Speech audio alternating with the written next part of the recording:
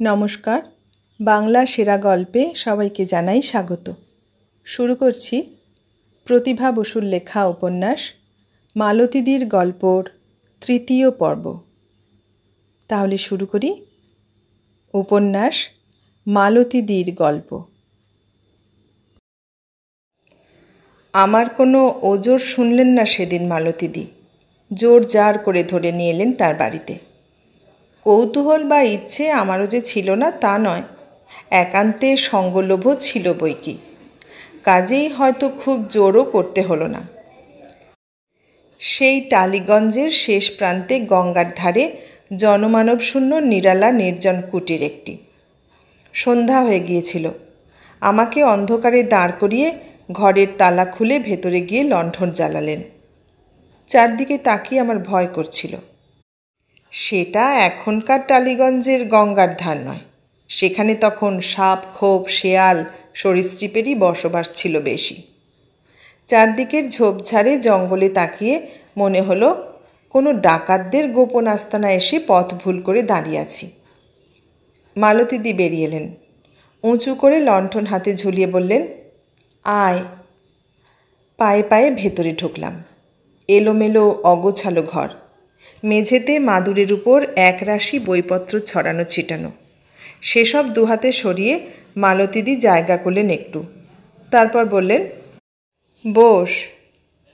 একটু চুপ করে থেকে বললাম, এখানে থাকেন? হাসলেন তিনি। খারাপ নাকি? না, খারাপ আর কি। আপনা থেকেই একটা মস্ত দীর্ঘশ্বাস বেরিয়ে এলো। মালতীদি মুখ নিচু করলেন।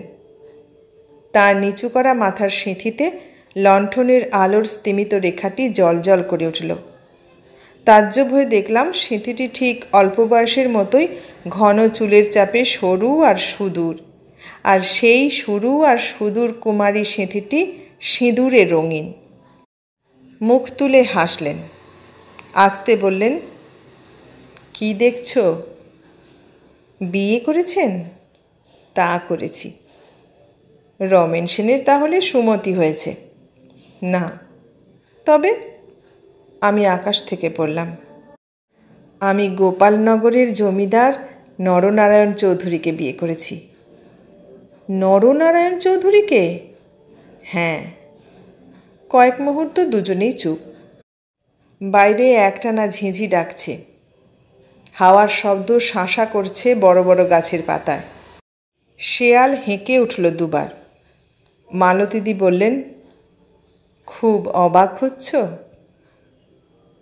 তিনিও এখানেই থাকেন? না। কোথায় থাকেন? তিনি তার পূর্ববিবাহিত স্ত্রীর সঙ্গে নিজের বাড়িতে থাকেন। স্ত্রীর সঙ্গে?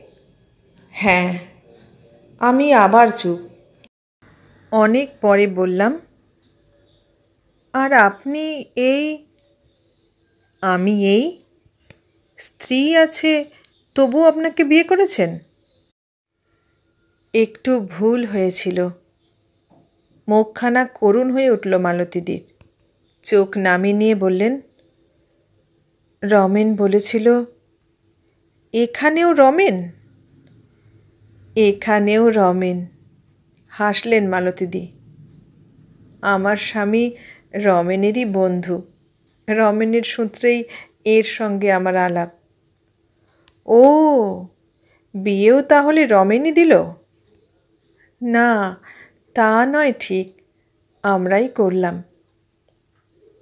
গোপালনগরের এই জমিদার নন্দনটির অনেক খ্যাতিই শুনেছি, কিন্তু চরিত্রবান বলে কখনো শুনিনি। বললাম সে কথা। আমার বলার সুরে হয়তো ঈষৎ ঝাঁঝ ছিল। মালতীদি অস্থির হয়ে বললেন, না না, মানুষ তো খারাপ নয়, খুব ভালো। না বলে পারলুম না। তাই কি এক স্ত্রী থাকতে আরেকজনকে বিয়ে করেছেন, আর বিয়ে করে আপনাকে এইভাবে রেখেছেন? মালতীদি আকাশ পেলেন না। নীল চোখ ঘরের সিলিংয়েই ভাসিয়ে দিলেন। অনেক পরে ধীরে ধীরে ভাঁজে ভাঁজে দ্রৌপদীর শাড়ির মতো উন্মোচিত করলেন তার সব কথা। বললেন, গিরিডিতে আমি যে বাড়িতে ছিলুম, মনে আছে তোর? আছে, আমার স্বামীরই বাড়ি সেটা। আপনার স্বামীর? হাসলেন তিনি। তখন অবশ্যই স্বামী ছিলেন না, কখনো হতে পারেন এমন কল্পনাও ছিল না। রমেনই সেই কল্পনার ক্ষেত্রটাকে উর্বর করল বুঝি? আমি অধৈর্য হলাম। মালতীদি শান্ত গলায় বললেন, রাগ করিস না, রমেনের দোষ নেই, রমেন কিছুই করেনি। কলকাতায় থাকতে আলাপ করিয়ে দিয়েছিল। সেই থেকে ভদ্রলোক প্রায়ই আসতেন, নানাভাবে আমাকে খুশি করার চেষ্টা করতেন, কাজে লাগবার চেষ্টা করতেন। বড় ঘরের ছেলে, আদবে কায়দায়, বিনয়ে, ভদ্রতায় দুরস্ত ছিলেন খুব। আমার ভালোই লাগতো। ওর স্ত্রীর সঙ্গে আলাপ করিয়ে দেয়নি? মালতীদি এই প্রশ্নের জবাবে উঠে গিয়ে কোণের কুঁজো থেকে জল গড়িয়ে খেলেন। খানিক জল হাতে মুখে মাথায় বুলিয়ে নিয়ে ফিরে এসে মাদুরে বসতে বসতে বললেন, ভদ্রলোক বিবাহিত কি অবিবাহিত তখনও জানতুম না। আর তুই তো জানিস আমার খেয়াল কম, কৌতূহল কম, সে বিষয়ে কোনো জিজ্ঞাসাও আমার মনে আসেনি। শুনেছিলাম ধনী ব্যক্তি, সাজে পোশাকে, গাড়িতে জুতোতে তার প্রমাণও যথেষ্ট ছিল। তোকে বলেছিলাম এক ভদ্রলোক দেরাদুন যাচ্ছেন, তার সঙ্গে যাব, মনে আছে? সেই ভদ্রলোক তিনি। মালতীদি লণ্ঠনের আলোটার দিকে এক দৃষ্টিতে তাকিয়ে থেকে একটা লম্বা নিঃশ্বাস নিলেন। ঘরে মেঝেতে পাতা ওই একমাত্র মাদুরটি ছাড়া অন্য কোনো আসবাব ছিল না। খাড়া হয়ে বসে থেকে আমি আড়মোড়া ভাঙলাম। 1 কাপ চায়ের তৃষ্ণা বোধ করলাম। আর তখনই আমার মনে হলো, মালতীদি ফিরে এসে কিছু খেলেন না কেন? বললাম, আপনার রান্না করে কে? কে আবার? যখন পারি নিজেই করি, নয়তো বাইরে টাইরে কোথাও খেয়ে আসি। কাজের লোক নেই? না, এত দূরে এখানে কেউ আসতে চায় না। হাট বাজারও তো বোধ হয় অনেক দূরে। বিস্কুট খাবি? বিস্কুট আছে। চা যে দেব তার উপায় নেই, স্টোভটা খারাপ হয়ে পড়ে আছে, তার উপরে কেরোসিন আনতে ভুলে গেছি। দেখছিস না তেলের অভাবে লণ্ঠনটা কেমন নিভে নিভে আসছে। আমার ভয় করল। এমন একটা জনশূন্য জঙ্গলে আলো নিভে গেলে উপায় হবে কি? এখানে সাপ শেয়াল তো দূরের কথা, বাঘ থাকতেই বা বাধা কি? ব্যস্ত হয়ে বললাম, কটা বাজলো? 7টা হবে। হাতের ঘড়ির দিকে তাকালেন তিনি। এটা এত ছোট আর 40-এর চোখ এত খারাপ যে এই ঘড়িটা আমার পক্ষে প্রায় আজকাল অব্যবহার্য হয়ে উঠেছে। মনে পড়ল, ঘড়িটা মালতীদিকে ঢাকা থাকতেও পড়তে দেখেছি। সেই শাঁখার মতোই লেগে থেকেছে হাতে। রমেনের উপহার, দামি জিনিস। এখনও তাহলে সবটুকু মুছে ফেলতে পারেননি? একটু চুপ করে থেকে বললাম, দেরাদুনে গিয়েছিলেন সে খবর আমি জানতাম। রমেন কি বলল? ও যে কি ইরেসপন্সিবল বলা যায় না। মালতীদি ঢঙ্কিলেন, ওর চিঠি না পেলে আমি যেতাম সেখানে? তুই বল। অথচ যখন গেলাম যেন আকাশ থেকে পড়ল। মালতীদির মুখের দিকে তাকিয়ে আমি একটা যন্ত্রণা দেখতে পেলাম। আগের মালতীদিকে মনে পড়ে আমারও যন্ত্রণা হলো। সামনে পড়ে থাকা আধ ভাঙা হাত পাখাটা তুলে হাওয়া খেতে খেতে বললাম, কি বলল? কি আবার বলবে? আশ্রমে জায়গা দিতে পারল না। গেরুয়া পরে সঙ্গে সুন্দরী শিষ্যা নিয়ে খবর পেয়ে বাইরে এসে নির্বিকার মুখে বলল, তুমি? কি আশ্চর্য, তুমি এলে কবে? যেন আমি বেড়াতে এসেছি, আর বেড়াতে বেড়াতে হঠাৎ দেখা করছি ওর সঙ্গে। রাগ করে বললাম, কবে আবার? এইমাত্র। একগাল হেসে বলল, হঠাৎ? হঠাৎ? হঠাৎ কেন? গলার স্বর হয়তো চড়ে থাকবে আমার। বললাম, তুমিই তো আসতে লিখেছ। কি পাগল! দয়ার অবতারের মতো বিগলিত মুখভঙ্গি করে বলল, তাই বলে এমন বিনা নোটিশে কেউ আসে? তোমার কাছে আসতে হলে যে আজকাল নোটিশ দিতে হয় সেটা আমার জানা ছিল না। আহা, তা কেন? এইখানে আসা কি আর আমার কাছে আসা? আমি কে? এই আশ্রমের নিয়মকানুনের কথা বলছিলাম আমি। এখানে আসতে হলে 1 মাস আগে থেকেই জায়গা নেবার ব্যবস্থা করতে হয়, তারপর দীক্ষা নিয়ে ঢুকতে হয়। আমার চোখে জল এসে গেল। বুকের মধ্যে যে কেমন করলো জানি না। রমেনের মুখের দিকে তাকিয়েছিলাম আমি। ও চোখ নামিয়ে নরম গলায় বলল, অবশ্যি নরনারায়ণ যখন সঙ্গে আছে এত ভাবনার কিছু নেই। বরং এসেছ, ভালোই হলো, দেখা হলো। আমি চুপ। নরনারায়ণ আমার দিকে তাকিয়ে হাসল। কি হলো? আমাকে কি যথেষ্ট নির্ভরযোগ্য মনে হচ্ছে না নাকি? রমেনও হাসল। ও ওই রকমই। এত নার্ভাস?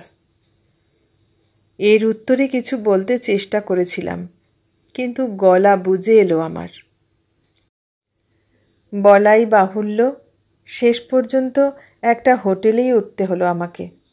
নরনারায়ণই নিয়ে এলো। অত্যন্ত উঁচু দরের হোটেল, চার্জ হৃদয় বিদারক। আরামের উপকরণও অবশ্যই তার তুলনায় যথেষ্ট বই 1 ফোঁটা কম নয়।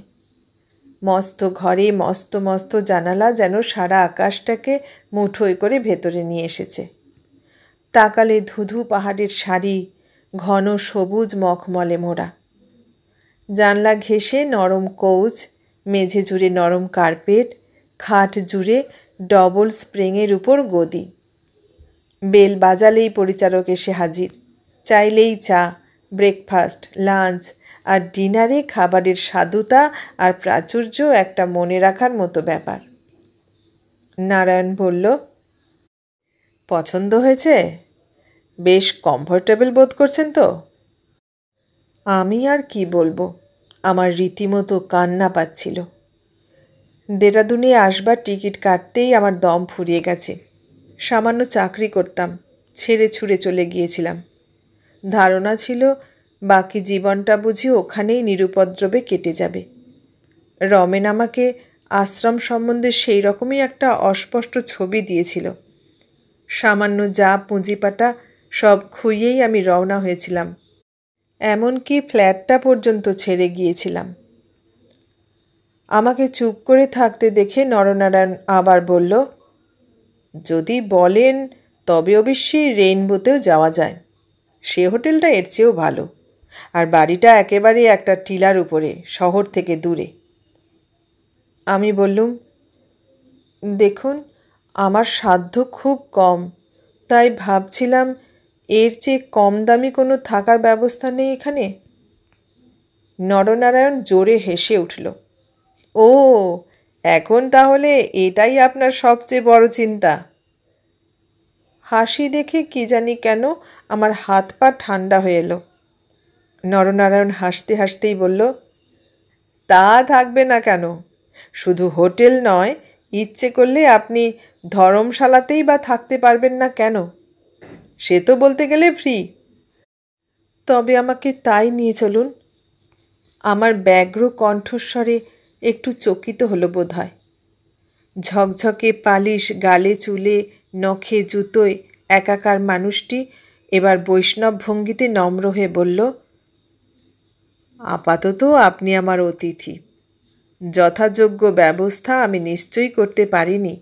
আমি জানি আমার অযোগ্যতার কোনো তুলনা হয় না। আপনার মতো মানুষকে আমার মতো মানুষের আতিথ্য গ্রহণ করানোই প্রায় বাতুলতা। তবু বলি, দয়া করে সেই সম্মানটুকু অন্তত কয়েকদিনের জন্য দিন আমাকে।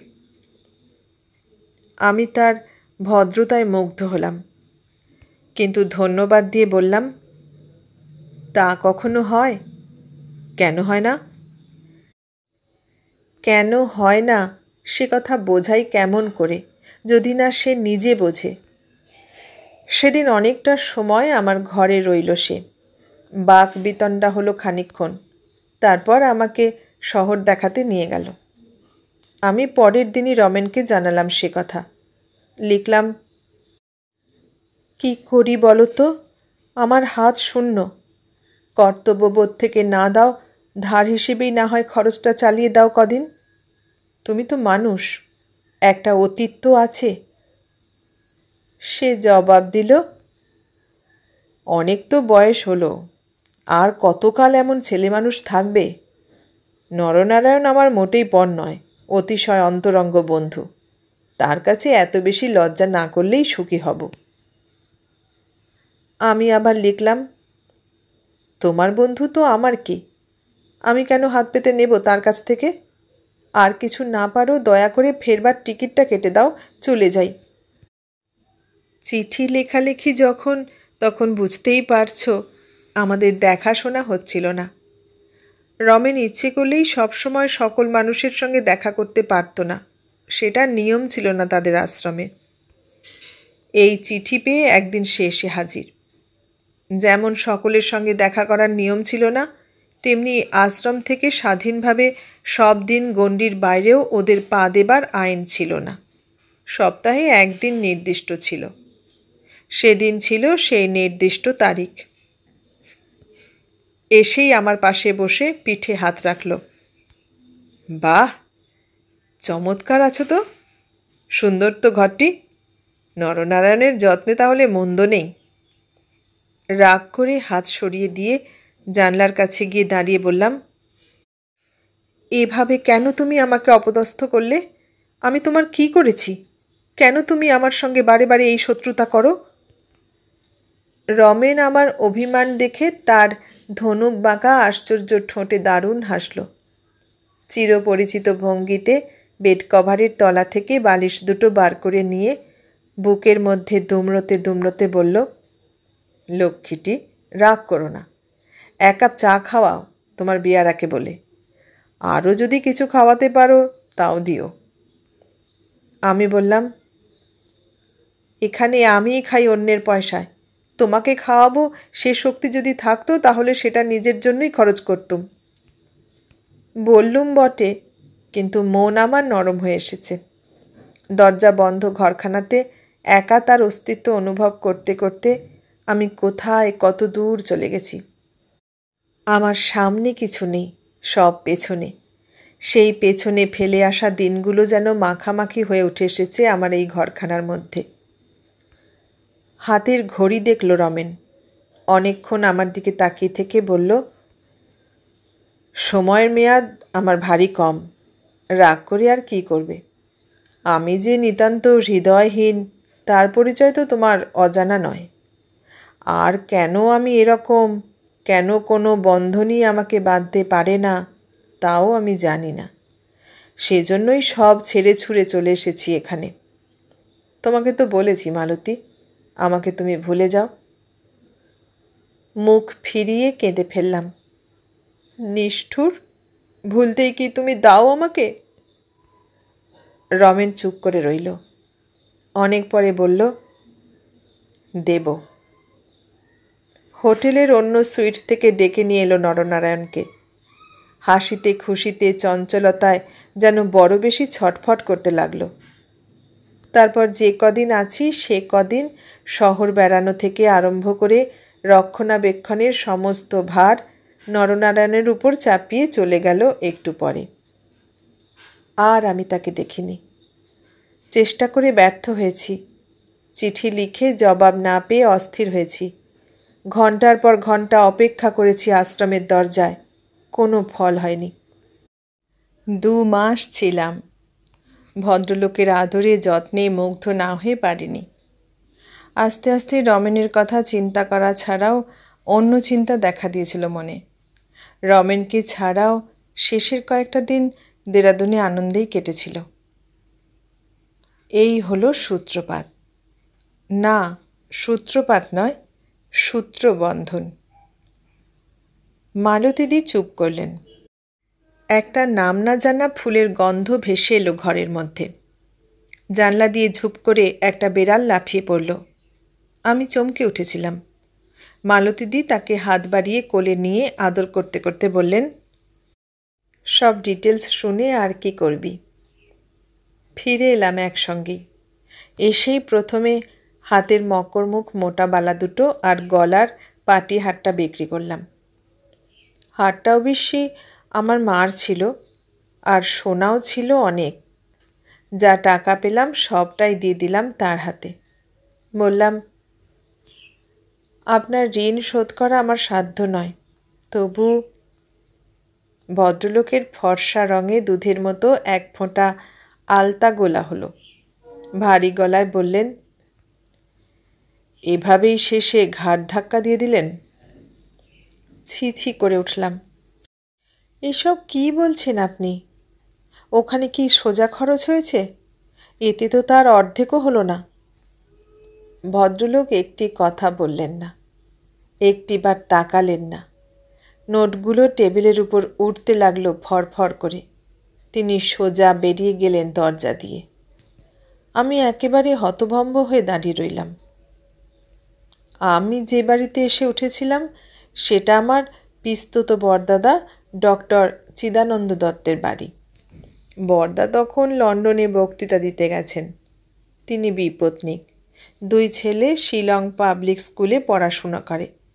বলতে গেলে তার কলকাতার বাড়িটি 12 মাসই চাকর বাকর নিয়ে খালি পড়ে থাকে। মাঝে মাঝে আত্মীয় পরিজনরা এসে থেকে যায় 2-4 মাস।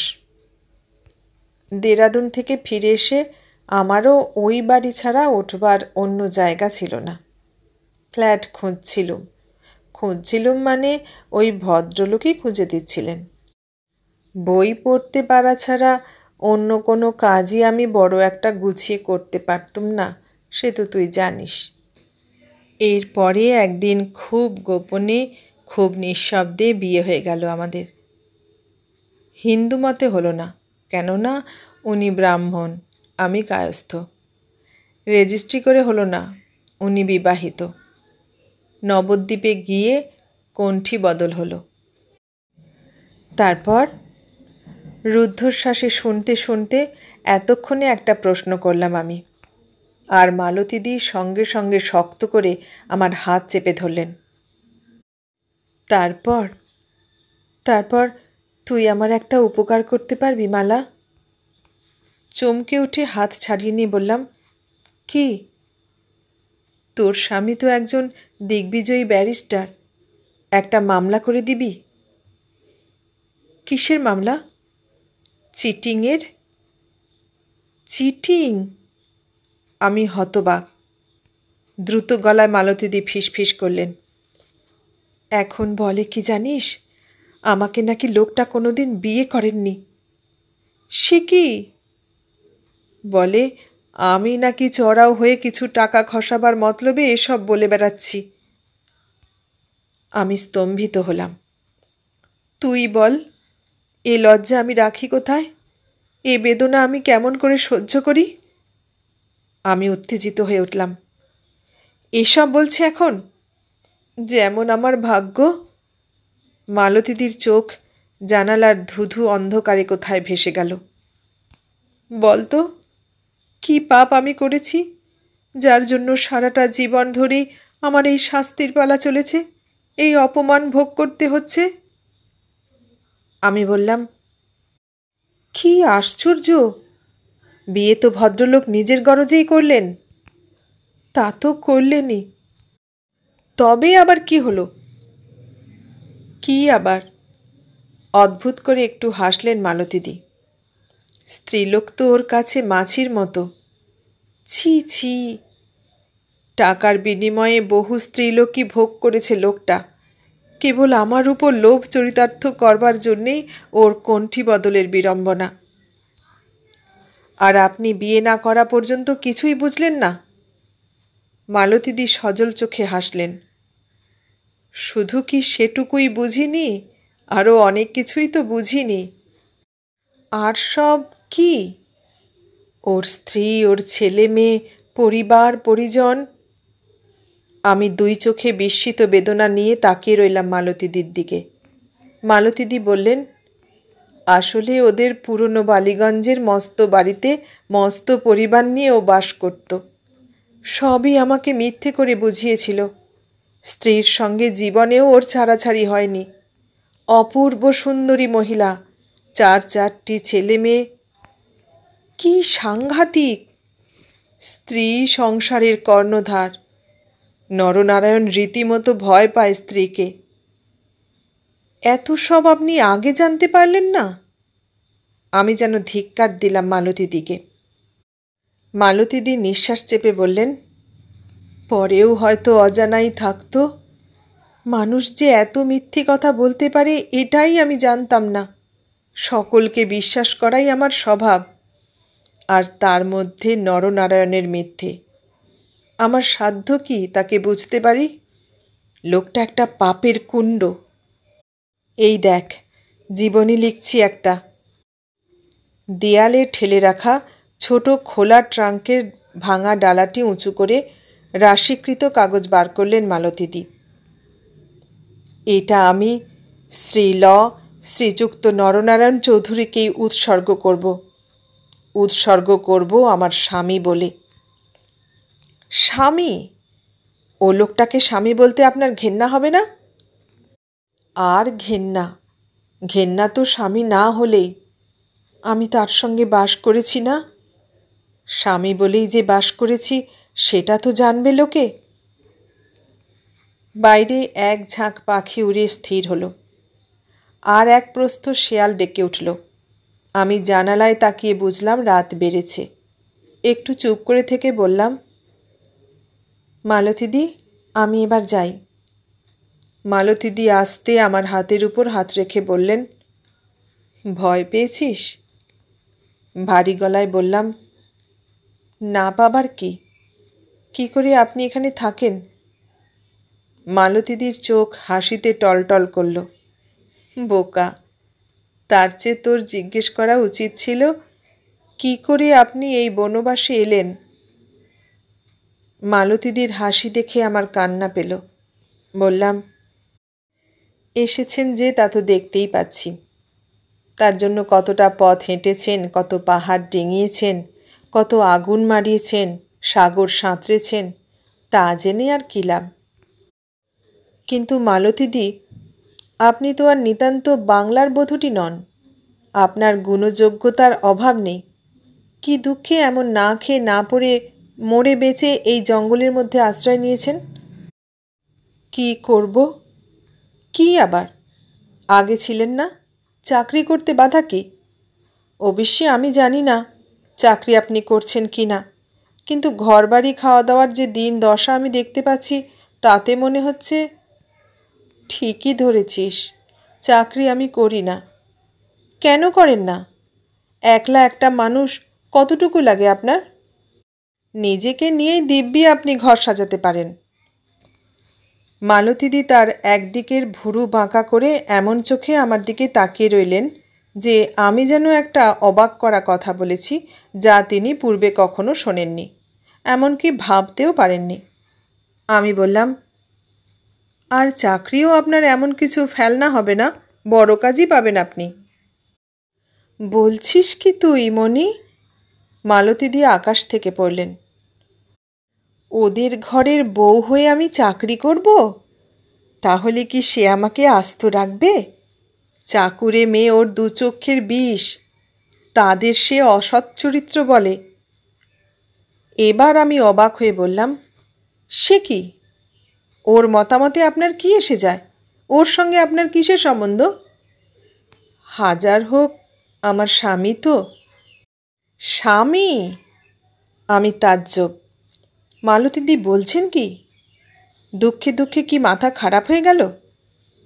আমার দিকে তাকিয়ে বুঝলেন আমার মনের কথা। চোখ নামিয়ে যেন খানিকটা কৈফিয়ত দিলেন। তুই ছেলে মানুষ, বুঝবি না। একদিন তো সুখেই রেখেছিল, আর সত্যি বলতে আমাকে তাড়িয়েও দেয়নি। আমি নিজেই চলে এসেছি। আমি চুপ। মালতীদি মাদুরের উপর আঙুল দিয়ে হিজিবিজি কাটলেন। সবই শুনেছিস যখন, গল্পের শেষটুকুও শোন।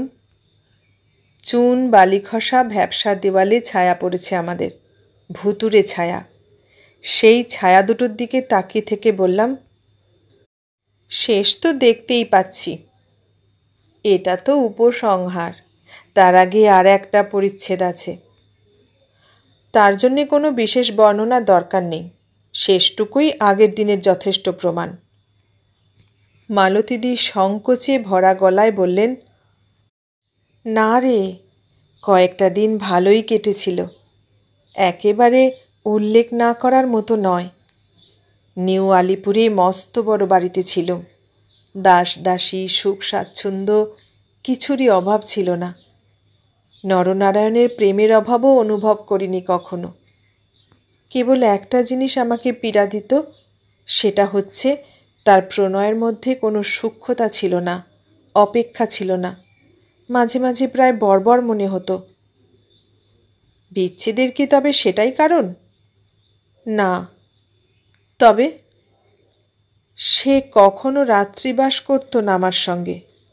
মানে মানে দিনের বেলাটা থাকতো, রাত্রিরেও থাকতো কিছুক্ষণ পর্যন্ত, কিন্তু 12টার ও পিঠে নয়। আর আপনি সারা রাত একা বাড়িতে? হ্যাঁ। কোথায় যেত? জিজ্ঞেস করলে এক একদিন এক এক রকম গল্প বানিয়ে বলতো। আর আপনি তাই বিশ্বাস করতেন? তাই বিশ্বাস করতুম। একজন বয়স্ক লোক অমন বানিয়ে কথা বলতে পারে, সেটাই আমার পক্ষে বিশ্বাস করা শক্ত ছিল। তাই বলে কোনো সন্দেহও হতো না? প্রথম দিকে হতো না, কিন্তু শেষের দিকে তা নিয়ে কষ্ট পেয়েছি। তারপর? তারপর আর কি? এসব কষ্টের কি কোনো তারপর আছে? একটু ভেঙে পড়ে হাসলেন। এদিকে আমাকে কিন্তু একেবারে কড়া নজরে রাখত। লোকের সঙ্গে মেলামেশা, বেরুনো বেড়ানো সব বন্ধ। কখনো কখনো নিজে মোটরে চড়িয়ে হাওয়া খাওয়াতে নিয়ে যেতেন এই যা।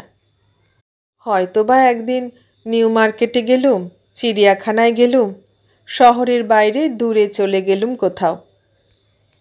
এই অত্যাচার আপনি সহ্য করতেন? অত্যাচার কি?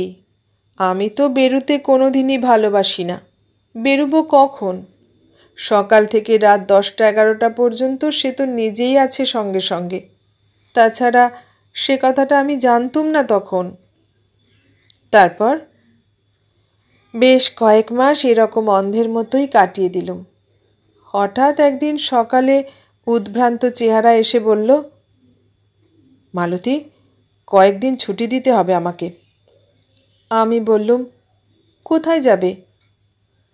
মামলা বেঁধেছে বাড়ি নিয়ে। বাবার সঙ্গেও নানা রকম গোলমাল চলেছে, ভয়ানক অশান্তিতে আছি। ম্যানেজার বাবুকে নিয়ে তাই একবার মহালে যেতে হচ্ছে। অস্থির হয়ে বললাম, কদিনের জন্য? এই তো 2-4 দিন। মোটরে যাচ্ছি, পারলে দিনের মধ্যে একবার যে করে হোক দেখা করে যেতে চেষ্টা করব। কত দূর যাবে? মাইল 40। আমি একা থাকব? কি হবে, সব আমার বিশ্বস্ত লোক। তার চেয়ে আমি তোমাদের বাড়ি গিয়েই থাকি না। পাগল? কেন, পাগল কি? গেলে কি হয়? বাবা আছেন না? বাবা কিছু বলবেন না, আর বললেই বা আমি তা শুনবো কেন? আমার অধিকার নেই? অধিকারের কথা নয় মালতী, এখন ভারী বিপদ। চারদিক থেকে শত্রুরা সব ছেঁকে ধরেছে। জমিদারির ব্যাপার তো জানো না। যদি তাই হয়, তাহলে আমাকেই বা একা এ বাড়িতে রেখে যাবে কি ভরসায়? তার চেয়ে ওখানেই ভালো না? তোমাদের বিপদে নিজেকে নিয়ে এমন আলাদা হয়ে থাকতে আমার ভালো লাগছে না। উপায় কি?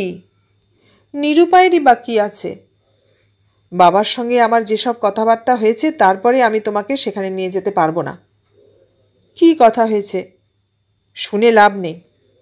লাভ লোকসানের কথাই ওঠে না। কি বলেছেন তিনি? বলেছেন আমি যে একটা জাতগোত্র পরিবার পরিচয়হীন মেয়েকে বিয়ে করেছি তা তিনি জানেন। ভালোই তো, সত্যি যে পরিচয়হীন নই, গেলে তাও জানবেন। সেটা জানবার জন্য তার কোনো আগ্রহ নেই। তাই বলে আমাকে এরকম আলাদা করে রাখবে? তুমি থাকবে এক বাড়িতে আর আমি অন্য বাড়িতে? কখনো কোনো স্বামী স্ত্রী এরকম থাকে? তারও ব্যবস্থা হবে। কি ব্যবস্থা হবে? বাবার সঙ্গে আমার সে বিষয়ে কথা হয়েছে। নিজের স্ত্রীর সঙ্গে এক বাড়িতে বাস করাটা কি তোমার বাবার অনুমোদন সাপেক্ষ? কখনো নয়। তাই যদি হবে তাহলে আর তার সঙ্গে আমার ঝগড়া কিসের? বেশ তো, কি ঝগড়া করেছো বা কি ব্যবস্থা করেছো সেটাই শোনাও না। বাবা আমাকে তোমার জন্য ত্যায্যপূর্ত করতে চেয়েছেন তা জানো? বলেছেন বিয়ে যদি করলেই তবে আমার পছন্দ মতো মেয়েটিকে করলে না কেন? তুমি কি জবাব দিলে? জবাব দিলুম, তাঁর পছন্দের একটি নমুনা তো তিনি নিজেই দেখেছেন। এবার না হয় আমার পছন্দটাই যাচাই করে দেখুন একবার। চটে উঠলেন আমার কথা শুনে।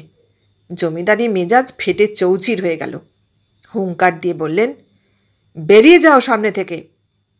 তক্ষুনি বেরিয়ে গেলুম সে কথা বলাই বাহুল্য, কিন্তু পর মুহূর্তেই ডেকে পাঠিয়ে বললেন, তোমাকে ত্যায্য করব। তুমি রাজি হলে না, এই তো? ভাবছ গরিব হয়ে যাওয়ার চাইতে বিবাহিত স্ত্রীটিকেই বর্জন করা অনেক সহজ, না? ঠাট্টা করছো? ঠাট্টা করব কেন? তারপরেও যেরকম ঘটা করে মহাল পরিদর্শনে বেরোচ্ছ তাতে তো তাই মনে হয়। না। কি না? আমাকে অত ছোট ভেবো না। এর মধ্যে আর ছোট বড়র কি আছে? আমার অভ্যেস তোমার মাত্র কয়েক মাসের, ধনরত্নের অভ্যেস তোমার জন্মগত। অভ্যেসের প্রশ্ন নয়, মূল্যগত ভেদটাই বড়। কোটি টাকার বিনিময়েও কি আমি তোমাকে পাব? তাই নাকি? হ্যাঁ তাই। এটা তুমি জেনে রাখো, আমি যাই করি তোমার ভালোর জন্যই করছি। আমি জানি আমার বাবা রাঘবেন্দ্র নারায়ণ একদিন নিজে এসে সেধে নিয়ে যাবেন তোমাকে। সেদিন কবে? খুব সুদূর নয়। বৃদ্ধ বাপ, আমি ছাড়া কেউ নেই, তাই তার এটুকু অন্যায় আমি সহ্য করে নিয়েছি। আর তার জন্য তোমাকেও কষ্ট দিচ্ছি। যদি সেটাকে তুমি আমার কাপুরুষতা বলে মনে করো তাহলে আমি নিশ্চয়ই। লজ্জিত হয়ে বললুম, না না, তা নয়। বাবার উপর নিশ্চয়ই তোমার কর্তব্য আছে। একটু অপেক্ষা করলেই যদি সব গোল মিটে যায় তবে তাই ভালো। নরনারায়ণ খুশি হলো এ কথায়, আদর করল আমাকে, তারপর বিদায় নিল। এতক্ষণ শুনলেন মালতীদির গল্প উপন্যাসটির তৃতীয় পর্ব। কেমন লাগলো? ভালো লাগলে লাইক, কমেন্ট, শেয়ার করবেন, আর নতুন বন্ধু হলে সাবস্ক্রাইব করার অনুরোধ রইল। সবাইকে অনেক ধন্যবাদ জানিয়ে আজ এখানেই শেষ করলাম।